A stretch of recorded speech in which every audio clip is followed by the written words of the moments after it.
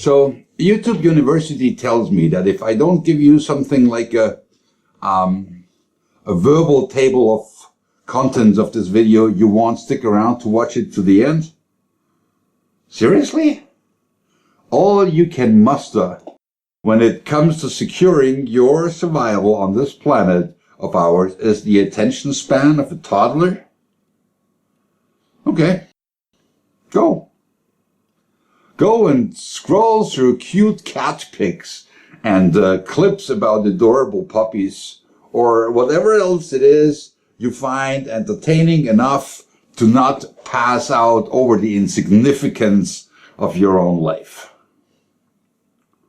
Okay, now it's maybe a little bit hard, but they have to take it.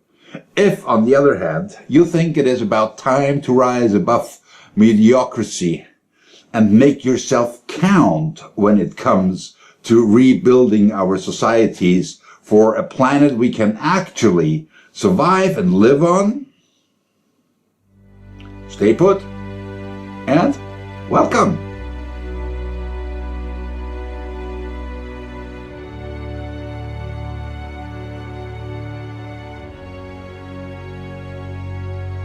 I'm impressed.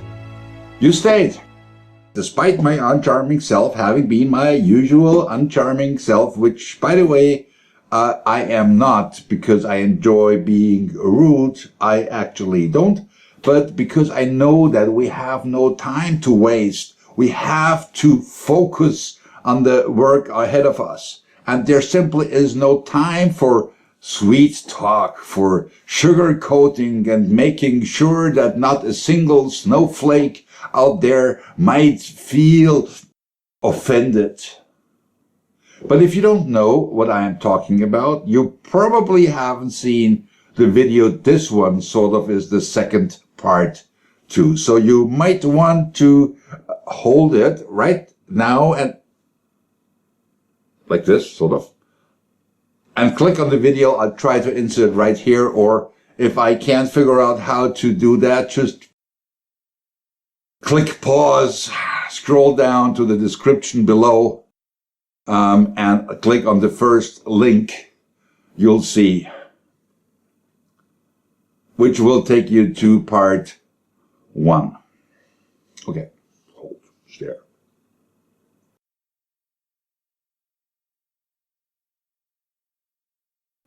Something like this. Hey, but now you're back. Good. I do respect that. So here you are, ready to join in and be part of actually creating the world we want to live in. And creating the world we need in order to have a world to live on. Where do you start? Where do you start? How do you find out where, when, and how to contribute? How do you find out what skills are needed most? How do you find out where to put your skills to best use? Let me start by assuring you that I absolutely do believe in democracy. I do believe in all of us being equal. I find hierarchies not only despicable, but also ineffective. For those higher up, they are an excuse to force their will upon those dwelling below. For those below, they are an excuse not to assume full responsibility for their own actions, or the lack thereof.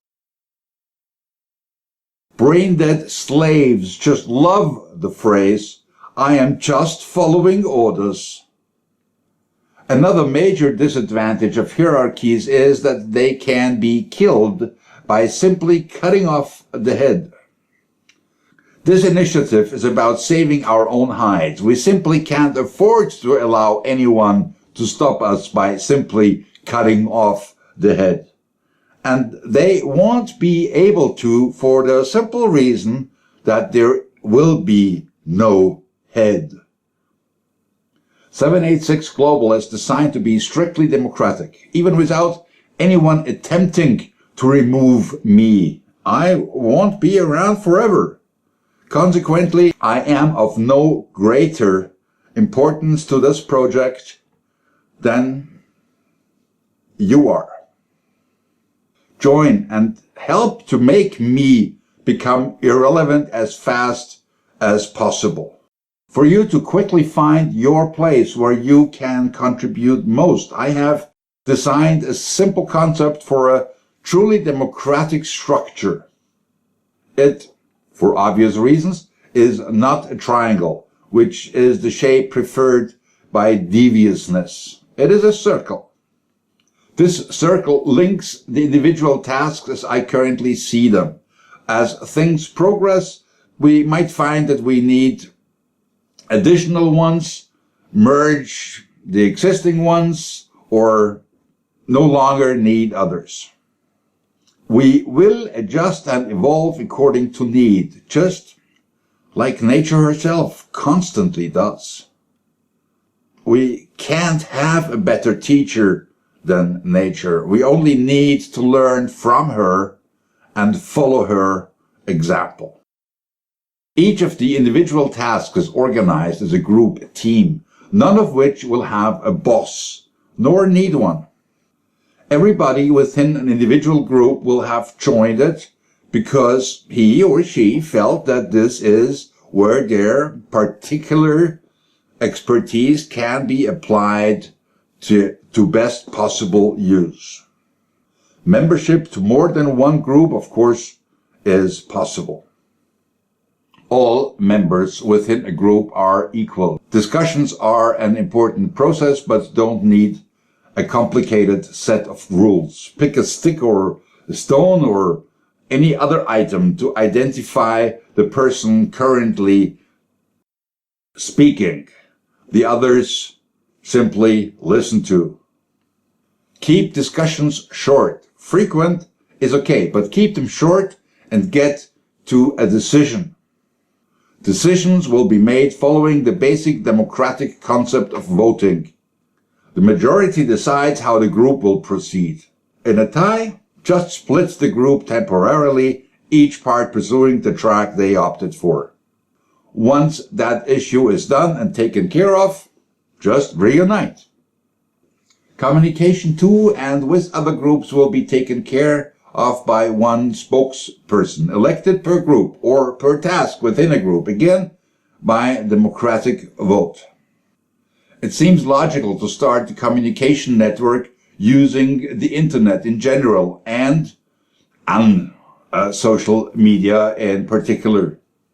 Once that will be taken from us, and it will, because they have every reason in the world to fear us, we can use other means for digital communication. Forums, emails. And if we lose access to that, I am sure we can establish a communication chain via telephone. And if that is switched off, we will communicate via mail drops. Even if that will have to be hollow tree trunks. Given the right dedication, we will be unstoppable. And you know what? If we succeed to build what I just have spoken about and make it work, we will also have achieved another very important goal. We will have demonstrated that we, the people, actually are ready and able to put real and true democracy to work in our own daily lives.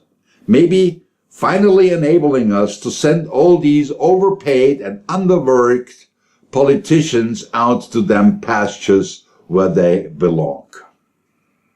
Nobody that has not been an active part of the solution should be allowed to decide on a problem. Now, if you'd be inclined to consent that this project, this idea has its merit, are willing to join in but are wondering why we are not big already, keep in mind that for the past 15 years, I have tried to accomplish all of the aforementioned alone. I do believe that I have a good mind, but on the other hand, I am somewhat a reclusive, and thus presenting myself, i.e. in this video, is about as close to a personal nightmare that I can get. But as I told you in the beginning of this video, there is no time left to allow for any consideration for personal sensitivities. We either let go of all snowflakiness, put our minds and hands together and get that ship called humanity back on a safe course in these troubled waters, or we will just go under. Literally, I am afraid. And if that means that I have to bite my personal bullet, so be it. But if you would like to seek refuge now in that virus pandemic of ours, forget it. If we don't succeed, the virus, actually any virus for that matter, will be the very least of your problems. Why do you think they call it lockdown? Because it's a great way to get you used to the thought of being locked up. Get up, fight, spread your wings.